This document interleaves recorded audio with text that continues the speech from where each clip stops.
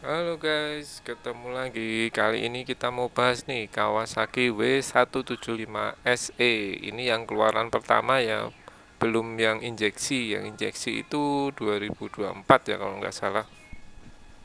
Di sini knalpotnya sudah diberi seperti peredam gitu ya, untuk meredam panas.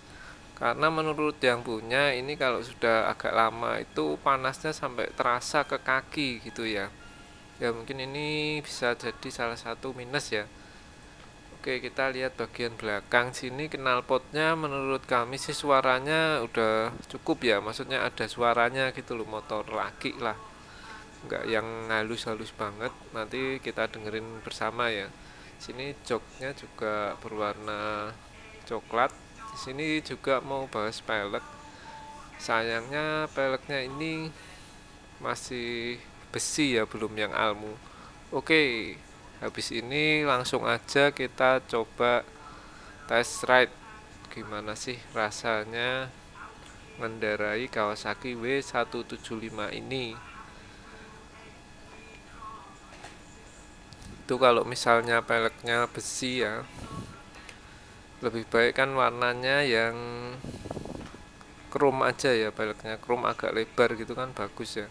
Sini speedonya juga sangat sederhana ya, tanpa indikator bensin.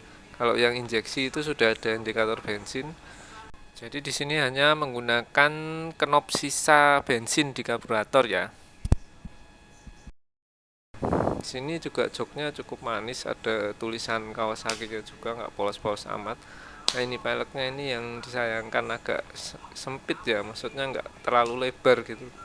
Coba kalau misalnya lebar itu kan lebih mantap ya untuk cornering, dan dilihat juga lebih enak. Ini di sini joknya ternyata cukup lebar juga. Kalau dilihat sekilas kan mungkin kayak kecil ya, ternyata ini joknya cukup lebar dan cukup empuk. Tapi ya nggak empuk-empuk banget, pas gitu. Ini tangkinya juga ternyata kalau diapit sama kaki paha itu terasa agak besar juga. Oke, kita jalan ya. Bismillahirrohmanirrohim. Untuk koplingnya nggak terlalu berat, masih wajar ya.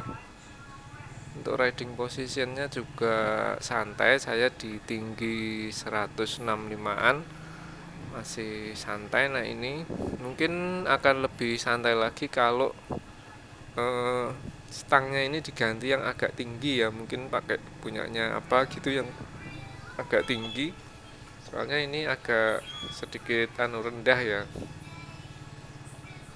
Untuk lewat di polisi tidur tadi jalan nggak rata, juga cukup meredam shocknya, nggak yang terlalu empuk tapi juga nggak keras, pas lah pokoknya.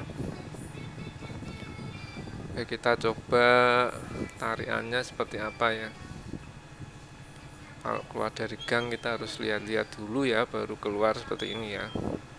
Nah ini lewat speed bump juga masih enak, cukup meredam ya. Terus terang aja sih, ini tariannya tidak yang tipe galak itu ya, ini lebih cocok untuk orang yang suka santai. Santai ini mungkin torsinya baru kerasa kalau di putaran atas, mungkin putaran bawahnya gak lemot. Cuman saya ini terus terang nggak bisa nyoba putaran atasnya, karena ini waktu test ride-nya juga menyempatkan ya, jadi dekat-dekat aja, nggak yang jauh-jauh sampai ke ring road atau jalan yang panjang.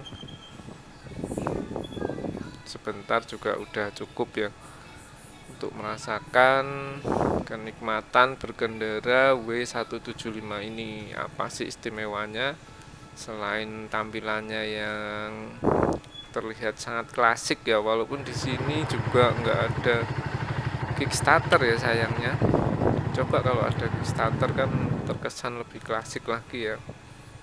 Tapi ya nggak masalah lah ya, nggak terlalu kelihatan ya kalau udah dinaikin juga ya.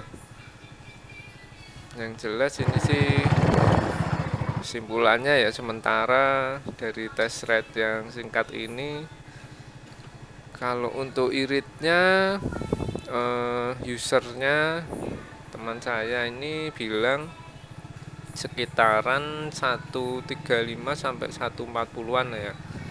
Ya dibilang boros juga nggak terlalu, dibilang irit juga nggak terlalu, ya pas-pasan aja lah ya untuk bensin. Ya karena cc-nya kan 175. Kalau kalian pengen yang lebih irit dan sedikit responsif, ambil yang injeksi saja. Tapi kalau pengen yang mudah dirawat seperti ini, pilih yang karbu seperti ini. Gitu guys. Oke guys, sekian dulu. Semoga kalian semua selalu sehat, selalu bersyukur dan bahagia.